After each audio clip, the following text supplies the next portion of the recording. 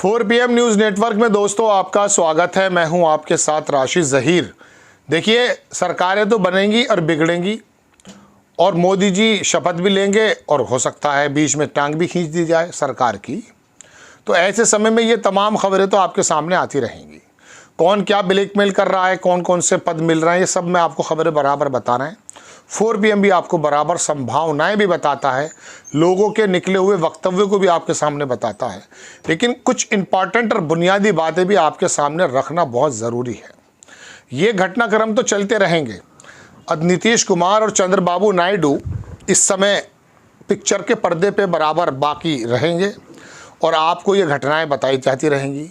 लेकिन कुछ बुनियादी बातों से मेरा मतलब यह है, काशी राम जी की विरासत जिसके बारे में मैं हमेशा आपसे बताता हूँ, बहुजन समाज, मुस्लिम समाज, अति पिछड़ा, कमज़ोर, इंसाफ पसंद व्यक्तियों का जो जमावड़ा किया था उन्होंने, और एक ऐसी ताकत बनाई थी कि देश के अंदर से कम उत्तर प्रदेश में से जब सांप्रदायिकता की आग में प्रदेश जल रहा था, उस समय कमज़ोर ताकतवर लोगों को अलग अलग करके उन्होंने बताया कि कमज़ोर लोगों की सरकारें बनेंगी तो समानता की बात होगी। हज़ारों साल से मैं कह सकता हूँ कि जिस समाजों को पीछे किया गया, जिस समाजों को पीछे धकेला गया, ऐसे समय में उनको आगे करने का काम काशी राम जी ने किया था। अब बात यह है कि बहुजन समाज पार्टी के बारे में मैंने पिछले एपिसोड में आपसे कहा, 22% इनका वोट है, 21%। पिछली बार इनको लगभग 22-21% वोट मिला था। उसके बाद मायावती जी का रोल ये हुआ, कोई कहने लगा भारतीय जनता पार्टी की बी टीम है, बल्कि हमारे एक प्रोफेसर साहब कहते हैं कि मैं नहीं मानता कि बी टीम है, कोई उनको बी टीम नहीं बना सकता। अब उनकी गलतफहमी है तो उसको दूर कैसे किया जा सकता है, लेकिन मैं तो आपके सामने कुछ तथ्य रखने आया हूँ। क्या बहुजन समाज पार्टी का वोट जो 21-22-23% था, 12-13 रह गया था और अब आकर के वो 9% कुछ रह गया है। आपकी स्क्रीन पर लगाता हूं मैं। इलेक्शन कमीशन ऑफ इंडिया ने बताया अभी तक कि बीएसपी का जो वोट है वो 9.39 रह गया है और ये 9.39 9 साढ़े 9 के जो बीच रह गया है, इसमें जाटव समाज नहीं, इसके अंदर वो कैंडिडेट्स भी हैं जो कुर्मी, पाल, निषाद, मौर्य, शाक्य, मुस्लिम, उन लोगों को जो टिकट दिया है, अपर समाज को टिकट दिया है, उनके वोट प्रतिशत भी शामिल है। अगर आप इनके समाज का ही टिकट मानेंगे तो आप यकीन मानिएगा ये 5 या 5.5% से ज़्यादा नहीं बढ़ सकते, क्योंकि ये समाज वोट दे गया इस बार इंडिया गठबंधन को। यही वजह है कि समाजवादी पार्टी 33%, 33.5, 34 के करीब उनको वोट मिला है। कांग्रेस को मिला है लगभग जनाबे मन 9.5%, 10%, तो 45% वोट इन दोनों ने हासिल कर लिया है। अब इसमें मुस्लिम मान लीजिए आप, इसमें यादव मान लीजिए, बाकी वोट किसका है? बाकी वोट अति पिछड़ा और SC समाज का ही है। तो मायावती जी ने ऐसे समय में काम कर लिया है, इनका वोट इनसे खिसकता जा रहा है इस वजह से कि कभी तो ये अपने भतीजे को साइड लाइन कर देती हैं, सिर्फ इस वजह से कि भारतीय जनता पार्टी पे वो डायरेक्ट हमलावर हुए। और बहुजन समाज पार्टी के लोगों ने देखा कि हमारी बात को कहने वाला एक पढ़ा लिखा नौजवान आया है, लेकिन उसको कोऑर्डिनेटर पद से ही नहीं हटाया अमित शाह के कहने से, ऐसा आरोप लगता है, कई पत्रकार कहते हैं। उनको उत्तराधिकार से भी ख़त्म कर दिया गया, चुप बैठ गए वो।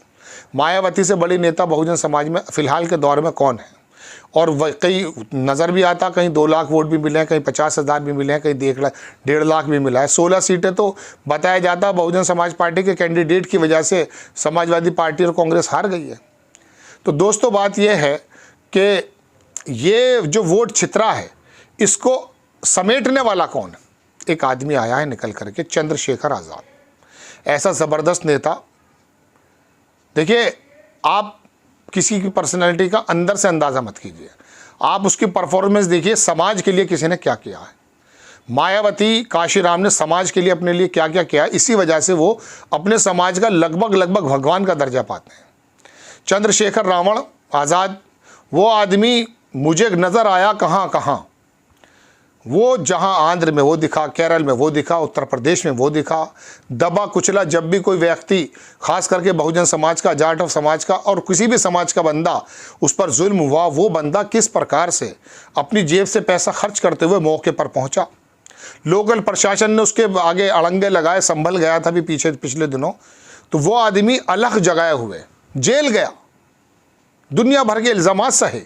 उस आदमी ने एक ऐसी जीत दर्ज की कि भारतीय जनता पार्टी के सीने पे चढ़कर तो वो बोलता ही है, लेकिन उसने अखिलेश यादव के उस अहंकार को भी मेरे ख्याल से जो एक टिकट देने में कोई हर्ज नहीं था। मैं पहले एपिसोड्स में कई बार बता चुका हूँ कि उसकी उस मूंछ से आपको एतराज़ क्या है। क्या एससी समाज का एक बंदा अपनी मूंछ को यूं नहीं रख सकता है, फ़ख्र से बात नहीं कर सकता है, सबको वही नज़र आता है?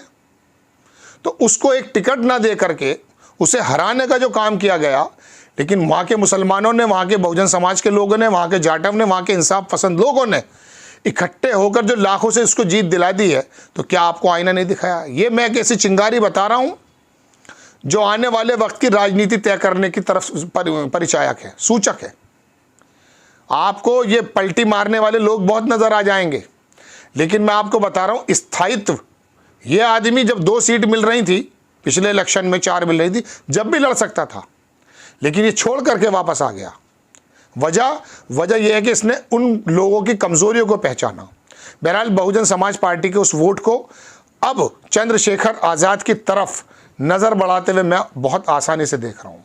जिस तरह से उसका संघर्ष है, सड़क पर उतरना, लोगों के दुख दर्द में शामिल होना, छोटी छोटी प्रॉब्लम्स के सामने आके खड़े हो जाना, ये तमाम चीज़ें जो सामने आ रही हैं दोस्तों, उसकी वजह सिर्फ ये है कि अब ये समाज शायद चंद्रशेखर की तरफ आएगा। क्योंकि मायावती का तमाम रोल पिछला एपिसोड मैंने बनाया, देखिएगा, उनका समाज भी देख चुका है और थक हार के वो जा चुका है इंडिया गठबंधन पर। ऐसे समय में चंद्रशेखर रावण को आप ये समझ सकते हैं कि बहुजन समाज का वो बंदा ऐसा है कि शायद इस समाज के वोट को, इस समाज की ताकत को इकट्ठा करके शायद वो सत्ता की आंख में आंख डाल करके बात कर पाए और कह पाए कि आपने हमारे लिए किया क्या है। और वो खाली अपने समाज की बात भी नहीं करता। मैं इस बहुजन समाज पार्टी को जब बिखरे हुए देखता हूँ, मुझे बहुत तकलीफ़ होती है।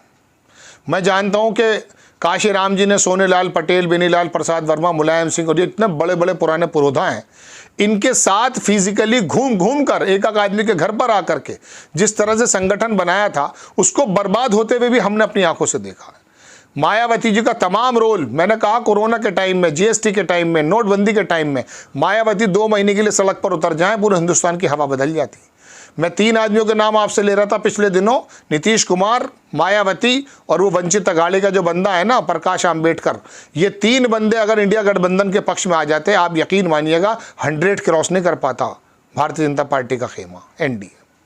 लेकिन बहरहाल डराया गया, कोई कहता कुछ है, कोई कहता कुछ है, क्योंकि अकूत संपत्ति है। मायावती के भाई को किसी ज़माने में माली की नौकरी दिया बताई जाती है, उनके पास हज़ारों करोड़ रुपया है। कहाँ से आ गया? कोई माली इतना मालदार होता हमने नज़र नहीं आया। जब आपने पैसे का काम करना शुरू कर दिया, सत्ता के इशारों पर तो नाचेंगे, और फिर सीबीआई और ये ईडी वगैरह अपने इशारों पर नचाएगी। वो तो मायावती का कद इतना बड़ा है कि मोदी और अमित शाह उनको छेड़ नहीं सकते।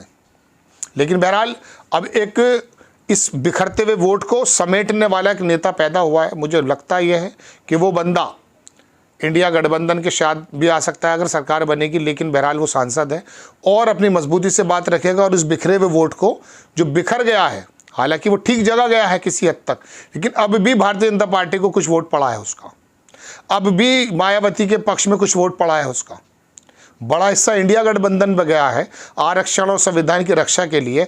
अब आज़ाद यानी कि चंद्रशेखर आज़ाद शायद वो पुरोधा हो सकता है। आकाश आनंद को इस नज़र से देखा था, मायावती ने साइड लाइन कर दिया, कि जो शायद अपने समाज को और बाकी तमाम तबके को जोड़कर बहुजन समाज पार्टी के वोट को भी इकट्ठा करेगा और कमज़ोर लोगों को भी इकट्ठा करेगा। आपको खबर कैसी लगी अपनी राय कमेंट्स बॉक्स में ज़रूर दीजिए। चैनल को सब्सक्राइब कीजिए, शेयर कीजिए। नेक्स्ट टाइम में किसी खबर के साथ हाजिर होता हूँ। जय हिंद।